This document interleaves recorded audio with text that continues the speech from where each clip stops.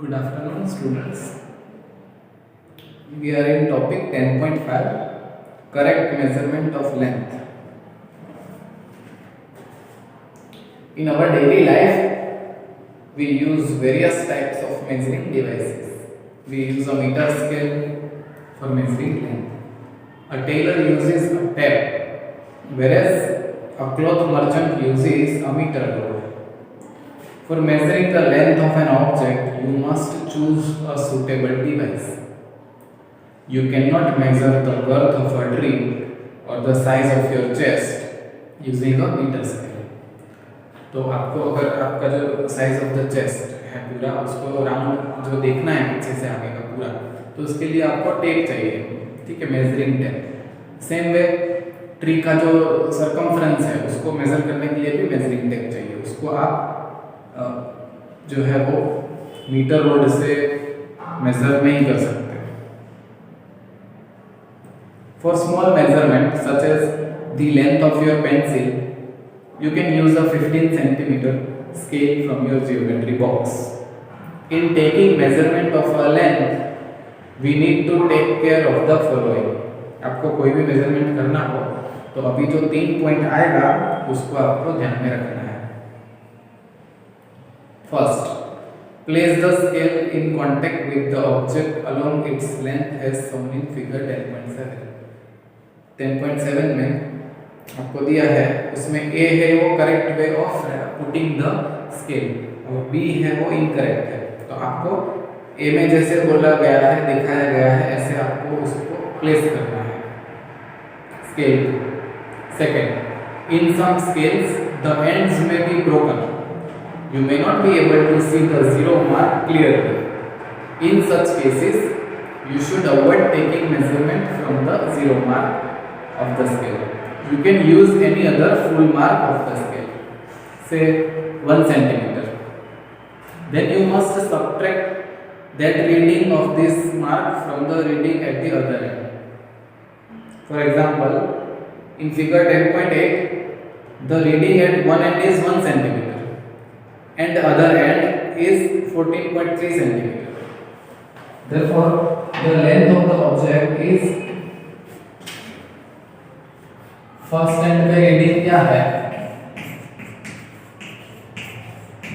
1 centimetre, क्योंकि उसमें आप फिगर 10.8 में देखो उसमें जो स्केल रखा है वो फिगर 10.8b में उसने 1 सेंटीमीटर से स्टार्ट किया है स्केल के बॉक्स पे। Last end 14.3 centimetre. ओके, तो लेंथ ऑफ द बॉक्स कितना होगा?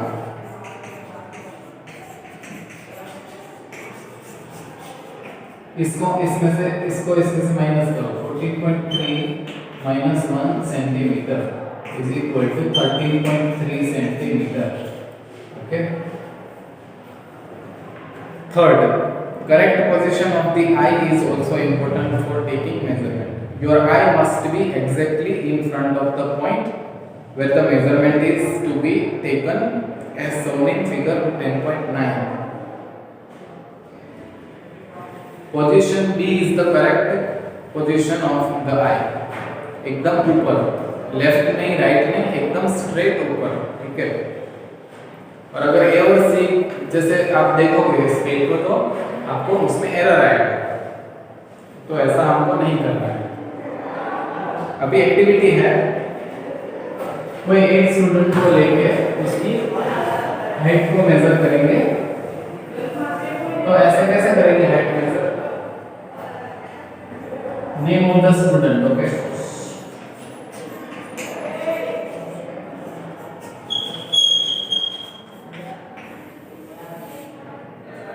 height in hand spans.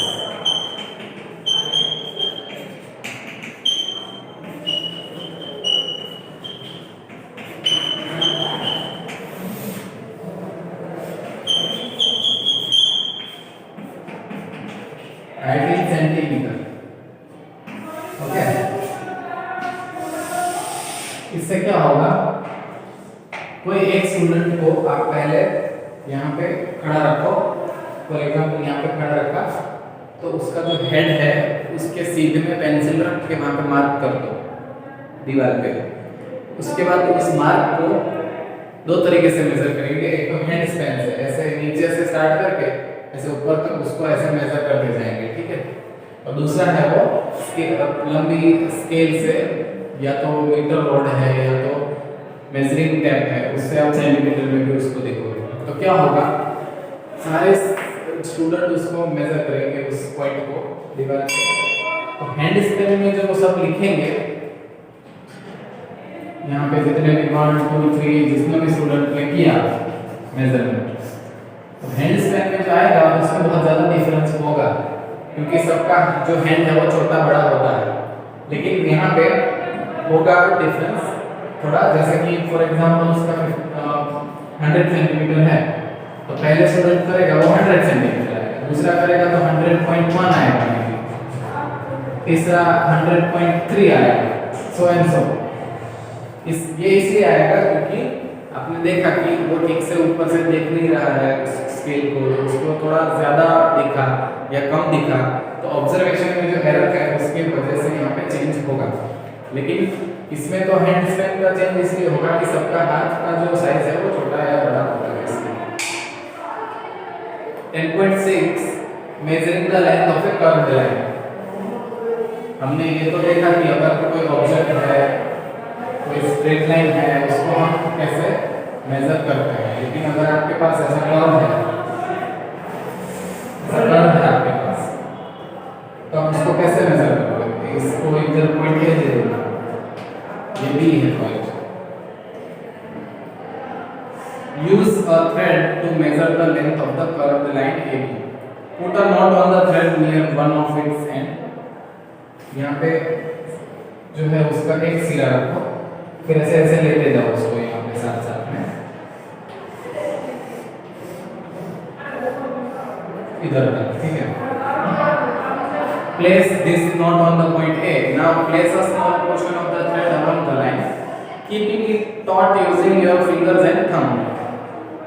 Hold the thread at this end point with one hand. Using the other hand, stretch a little long portion of the thread along the curved line. ऐसे हमको उसको curved line के similar जाना है, ऐसे ऐसे और ऐसे ऐसे करके पॉइंट बी तक आपको पहुंचना है, ठीक है। Make a mark on the thread where it touches the end B. Thread पे यहाँ पे एक मार्क बना दो ऐसा, जहाँ पे वो पॉइंट बी को टच कर रहा है, ठीक है। Now stretch the thread along a metre scale. अभी मीटर स्केल लेके ये जो थ्रेड है उसको इधर रख दो सीधा, तो ये जो मार्क था ऐसे बी ये ए था आपका, इधर ये बी पॉइंट था, तो वो आपको मीटर स्केल पे उसका लेंथ जो है वो पता चल जाएगा, ठीक है। We see that we need a lot of care to ensure that we are measuring distances and lengths correctly. We need some standard units and devices with which we measure these distances and can convey our results to others. हमको क्या चाहिए, standard scales चाहिए और standard unit और devices चाहिए, जैसे metre है, centimetre है, mm है, वो सब स्टैंडर्ड है जो यूनिट उसको यूज करना पड़ता है। Moving things around us 10.7. Think of some objects you have seen recently. उसको 10.4 टेबल में डालना है। This may include a school bag, a mosquito, a table, people sitting on chairs, or people moving about.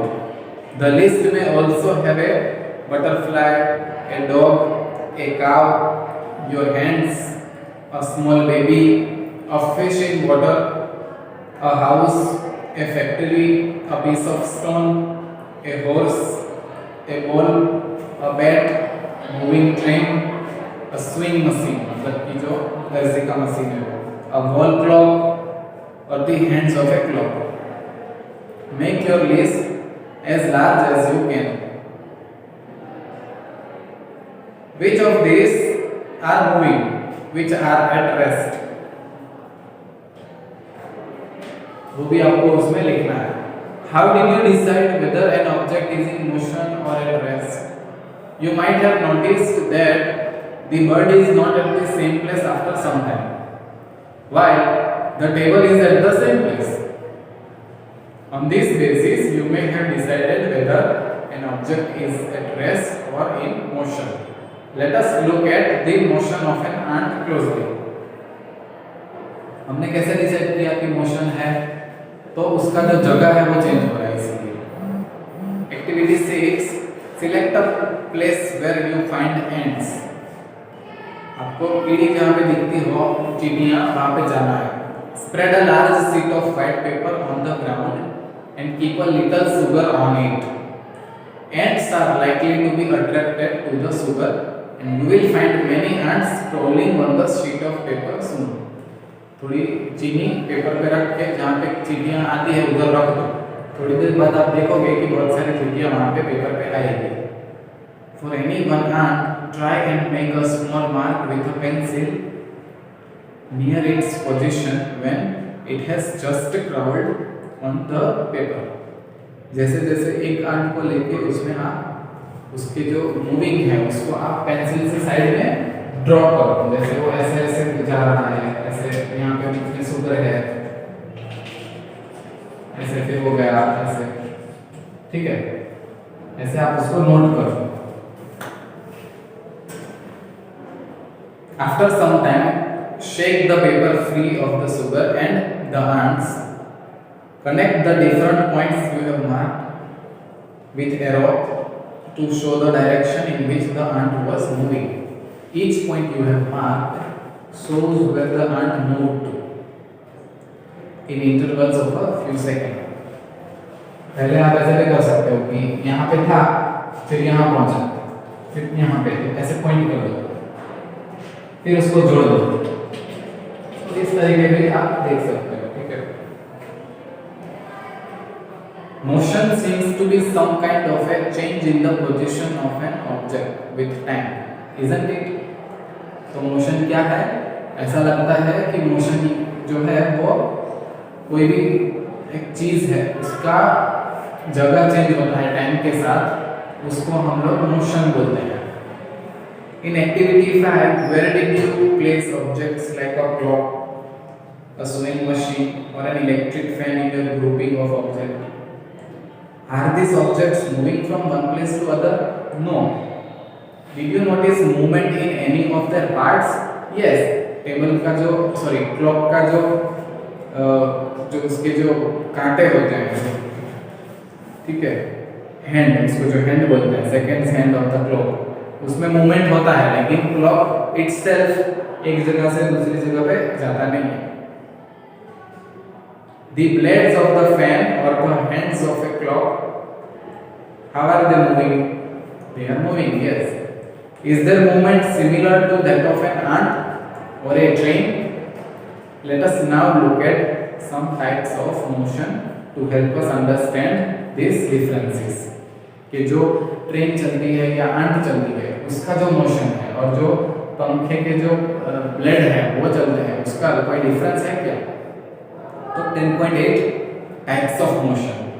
You may have observed the motion of a vehicle on a straight road, march past of soldiers in a parade. आपको दोनों का 10.12 में figure दिखाया है. What kind of motion is this?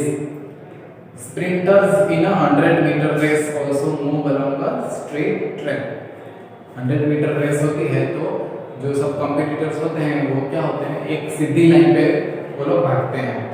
Can you think of more such examples from your surroundings? In all this examples we see that the objects move along a straight line. Straight line means सीधी line. This type of motion is called rectilinear motion. Rectilinear motion में क्या होता है?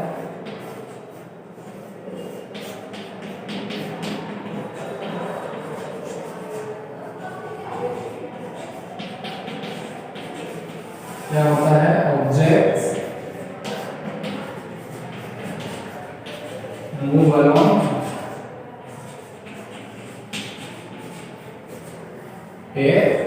straight line.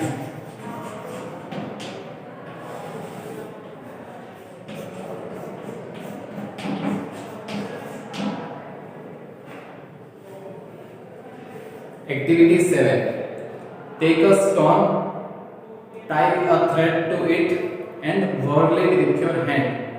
एक पत्थर लेके उसके ऊपर डोरी को नाप बंद करके बांध के उसको ऐसे घुमाओ, ठीक है। The motion of the stone, we see that the stone moves along a round, ऐसे राउंड बनता है, उसको सर्कुलर पाथ बोलते हैं।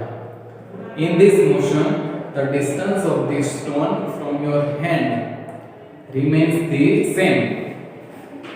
ऐसे आपका एक हाथ है, ठीक है, आपने ये जो स्ट्रिंग है तो उसके साथ ये बंधा हुआ है पत्थर। This is a stone, this is string, this is your hand. तो ये जो डिस्टेंस है वो चेंज नहीं होता, वो सेम रहता है। तो और जो इसका मूव करेगा वो कैसे करेगा, ऐसे ऐसे मूव करेगा, सर्कुलर सर्कुलर राउंड पाथ। इसको क्या बोलते हैं, सर्कुलर पाथ।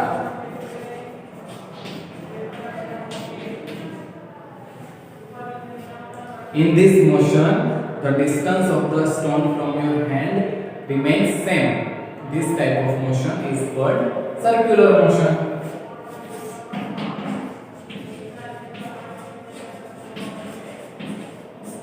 सर्कल में मूव करता है इसलिए सर्कुलर मोशन। इजी। ऐसा मोशन कहाँ देखने को मिलता है, एक पंखा है जो उसका मोशन भी सर्कुलर है, फिर जो हैंड के नीचे जो डायरेक्शन के वो एरो दिखते हैं उसका जो मोशन होता है वो भी राउंड है। फिर देखो ये बुलॉक से पानी पंप कर रहा है, उसका जो पंप का जो मोशन है बाल्टी का वो भी राउंड मोशन है। The motion of a point marked on the blade of an electric fan or the hands of a clock are examples of circular motion. Clock का जो हैंड है उसका मोशन भी सर्कुलर है और उसमें देखा कि क्लॉक खुद मूव नहीं करता लेकिन उसकी ब्लेड्स मूव करती है, उसकी जो हैंड्स हैं वो मूव करता है, ठीक है। If we mark a point anywhere on the blade of a fan or on the hands of a clock, the distance of this point from the center of the fan or the clock will remain same. जो हमने देख लिया, ठीक है, ये change नहीं होगा।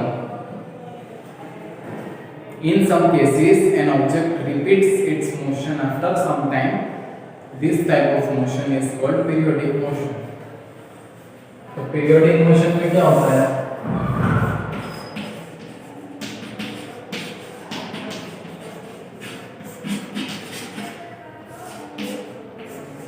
Objects repeat its motion after some time.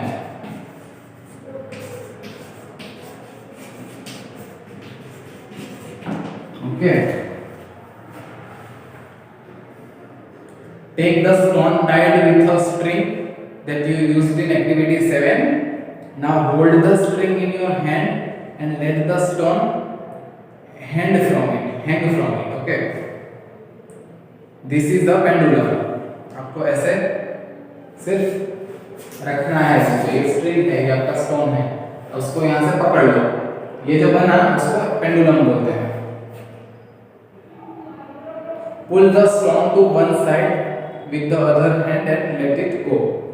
अब इसको यहाँ से पकड़ के दूसरे हाथ से इसको थोड़ा सा खींच के छोड़ दो, तो क्या होगा, वो यहाँ पे जाएगा फिर वापस आएगा, वापस जाएगा वापस आएगा। तो ये जो है वो example of A periodic motion, क्योंकि रिपीट हुआ, एक बार गया फिर वापस आया, फिर उस साइड गया फिर वापस आया, ऐसा मोशन है, उसको पीरियोडिक मोशन बोलते हैं। A branch of a tree moving to and fro is also an example of periodic motion. Swing, जब तो झूले पे झूलते हो वो भी periodic motion है। Strings of a guitar or the membrane of a drum being played are all examples of periodic motion. ठीक है, आपको तबले का जो मोशन है, उसकी जो तबले का जो ड्रम है उसकी जो ऊपर पर्दा लगा है, तो उसके ऊपर टैप ऐसे करोगे तो वो ऐसे ऐसे टू एंड फ्रो होगा, वो भी पीरियोडिक मोशन के ऊपर नीचे होता है। तो उसमें क्या होता है, मोशन रिपीट होता है after a fixed interval of time. 1 second के बाद रिपीट होगा, 2 सेकंड के बाद रिपीट होगा, लेकिन होगा। इसको फॉर एग्जांपल यहाँ पे रहने के लिए 1 सेकंड लगा, तो वापस 1 सेकंड आएगा इधर, फिर वापस 1 सेकंड इधर आएगा, फिर वापस 1 सेकंड इधर जाएगा। तो fixed interval of time. Did you observe a sewing machine as a part of your activity 5? You must have observed that it remains at the same location while any point on its wheel moves with a circular motion. It also has a needle that moves up and down. आपने अगर दर्जी का machine देखा होगा, उसमें ऊपर एक सुई रहती है, मतलब कि सुई रहती है, जो उसका नीडल है, तो वो भी ऊपर नीचे होता रहता है, तो वो पीरियोडिक मोशन है। और उसमें एक व्हील होता है नीचे, जिसको ऐसे हाथ से हिलाते हैं, तो वो सर्कुलर मोशन है, क्योंकि वो गोल घूमता है। Have you observed closely the motion of a ball along the ground? Here the ball is rolling on the ground, rotating as well as moving forward along the ground. अगर आपने एक ball फेंका तो क्या होगा, वो ऐसे तो जाएगा, ठीक है, फेंका तो आपने, वो जाएगा, लेकिन वो ऐसे खुद भी सर्कुलर वे में ऐसे खुद मूव करता है साथ में। Thus the ball undergoes a rectilinear motion. So this is what? Rectilinear. And ये ऐसे घूम भी रहा है साथ में, तो वो सर्कुलर है। तो जब आप बॉल फेंकते हो तो दोनों टाइप का मोशन दिखता है। और सर्कुलर को दूसरा बोलते हैं रोटेशनल, बिकॉज रोटेशन मींस गोल घूमना। रोटेशनल मोशन भी बोलते हैं सर्कुलर मोशन को, और रोटेशन का मीनिंग है गोल घूमना। We did many measurement activities and discussed some kinds of motion. We saw that motion is a change in the position of an object with time. The change in this position can be determined through distance measurement. This allows us to know how fast or slow a motion is. The movement of a snail on the ground, a butterfly flitting from flower to flower, a river flowing, an aeroplane flying, moon going around the earth, and blood flowing inside your bodies, so that there is motion everywhere around us. अच्छा, moon जो अर्थ के इर्द गिर्द घूमता है तो वो round है, तो उसको बोलेंगे रोटेशन। वो रोटेशन कर रहा है, या तो सर्कुलर, तो उसको सर्कुलर मोशन बोलेंगे, या तो रोटेशनल मोशन बोलेंगे। तो this is your chapter 10, motion and measurement of length. Thank you.